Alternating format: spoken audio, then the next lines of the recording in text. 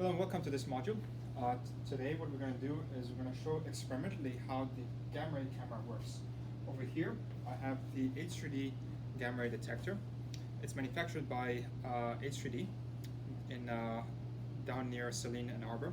It's a spin-off company of the University of Michigan, the Ryan Research Group in fact. And inside there is one CZT crystal that showed in the previous module. There are certain features about it. This is all self-contained.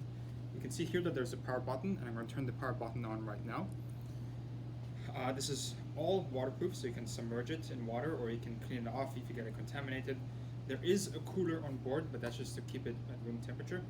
In the front, you can see that there's an optical camera in which you're going to overlay the radiation image on top of the optical image to try and give you an idea of where the radiation source is coming from. I'm going to set this right here, and also what I have is a radiation source. So on the right side of the detector, right, this is the front. On the right side of the detector, I have a sodium-22 source. A sodium-22 source emits two types of gamma rays, one at 511 and the other one at around 1.2 MeV. The left one is a cesium source, which emits a 662 kV gamma ray. What I'm going to show you now is the display associated with the user. So here, this is the display, and you can see that it's biasing up right now. So it takes about 2 minutes to bias up because you want to put 3000 volts across the entire crystal. So we're going to wait another 25 seconds, and now I can talk more about what the detector is doing inside. So inside the gamma ray detector, there is the CPU and everything that deals with the processing of the events, as well as the image reconstruction. It has to do with all the onboard computations and all kinds of things like this. And then out of the left side, right here, it emits a Wi-Fi signal which we can read from the tablet right here. This is the display that you're going to see, or the graphic user interface between yourself and the detector. And over here you can see that we're accumulating counts. On the left, this is the spectra, and you can see that there are two peaks, one at around 662, this is associated with the cesium, and the other one is at the 511 from the sodium-22 source. And you can see that we start to see a hotspot. This color represents the intensity over the gamma's, the intensity distribution of the gamma ray image. And you're overlaying that over the optical image.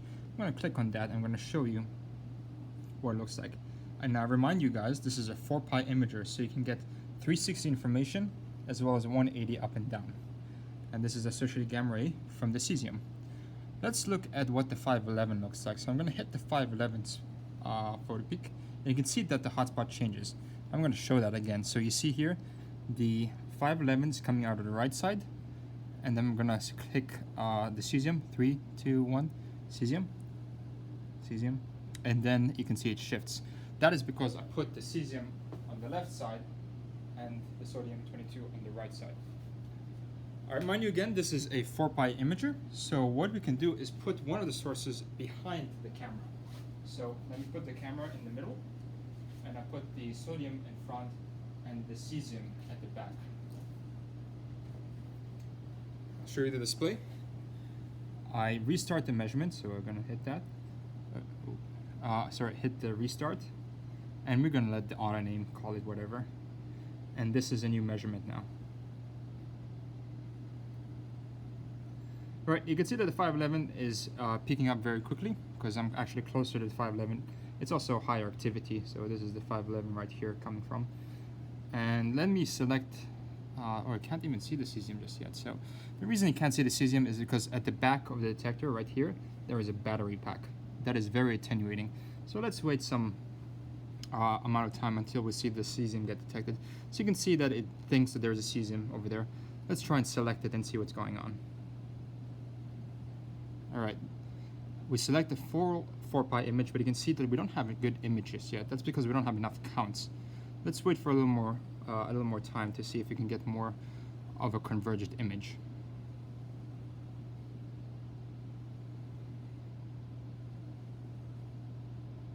So you can see I'm starting to get more counts at the back, but I don't have yet sufficient statistics. This is the raw Compton image. This doesn't look like a good hotspot. So let's wait a few more seconds as well.